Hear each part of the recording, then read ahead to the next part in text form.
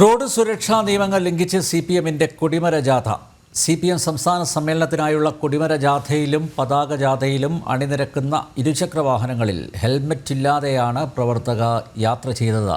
കൊല്ലം ശൂരനാട് നിന്നും ആരംഭിച്ച ജാഥയിലാണ് നിയമം ലംഘിച്ചുള്ള യാത്ര. മനോജ് ചേരുന്നു. മനോജ്, നിയമലംഘനം കൊല്ലത്ത് മാത്രമല്ല, നേരത്തെ ഈ പതാക ജാഥ അതുപോലെ കൊടിമര ജാഥ വന്ന സ്ഥലങ്ങളിലൊക്കെ ഹെൽമറ്റ് ഇല്ലാതെയാണ് CPM പ്രവർത്തകർ ബൈക്ക് ഓടിച്ചത് എന്ന് പലരും വിളിച്ച് പറഞ്ഞിട്ടുണ്ടായിരുന്നു. ട്രാൻസ്പോർട്ട് വകുപ്പ് എന്തെങ്കിലും നടപടി സ്വീകരിക്കാൻ തീരുമാനിച്ചിട്ടുണ്ടോ?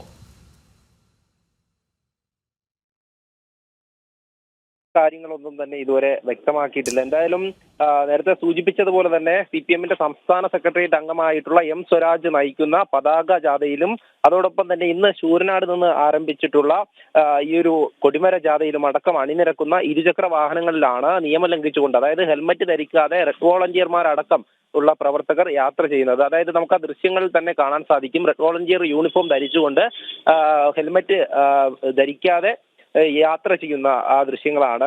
ഇത് തന്നെയാണ് എല്ലാ ജാഥകളിലും, അതായത് സംസ്ഥാന സമ്മേളനവുമായി ബന്ധപ്പെട്ടിട്ടുള്ള മറ്റ് പല ജാഥകളിലും ഇത് തന്നെയാണ് തുടരുന്നത്. എന്നാൽ ഇതിൽ കൃത്യമായൊരു നടപടി എടുക്കാൻ ട്രാൻസ്പോർട്ട് വകുപ്പ് തയ്യാറാവുന്നില്ല എന്നുള്ളതാണ്. അതായത് പ്രവർത്തകർക്ക് അല്ലെങ്കിൽ നേതാക്കൾക്ക് എന്തുമാകാം എന്നുള്ള ഒരു തരത്തിലേക്കാണ്. പാർട്ടി സമ്മേളനമായതുകൊണ്ട് തന്നെ പലതരത്തിലുള്ള ഇളവുകളും ഈ സർക്കാരിന്റെ ഭാഗത്തു നിന്നും പാർട്ടി പ്രവർത്തകർക്ക് നൽകുന്നു എന്നുള്ളതാണ് ഇതിലൂടെയൊക്കെ മനസ്സിലാകുന്നത്. മറ്റൊരു കാര്യം, അതായത് നിയമലംഘനം നടത്തുന്നത് ഇത് ആദ്യമായിട്ടല്ല.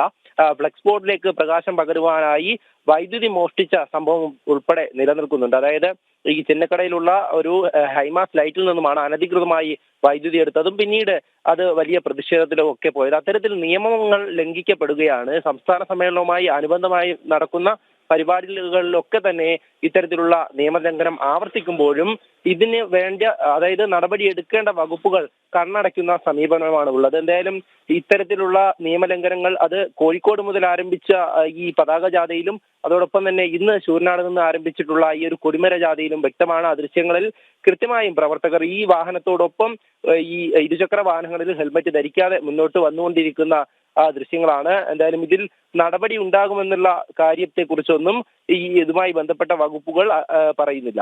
അനന്ത്യ. യെസ്, റോഡ് സുരക്ഷാ നിയമങ്ങൾ ലംഘിച്ച് CPMന്റെ കൊടിമര ജാഥ. CPM സംസ്ഥാന സമ്മേളനത്തിനായുള്ള കൊടിമര ജാഥയിലും പതാക ജാഥയിലും അണിനിരക്കുന്ന ഇരുചക്ര വാഹനങ്ങളിൽ ഹെൽമറ്റ് ഇല്ലാതെയാണ് പ്രവർത്തകർ യാത്ര ചെയ്യുന്നത്. കൊല്ലത്ത് നിന്ന് മനോജാണ് വിവരങ്ങൾ നൽകിയത്.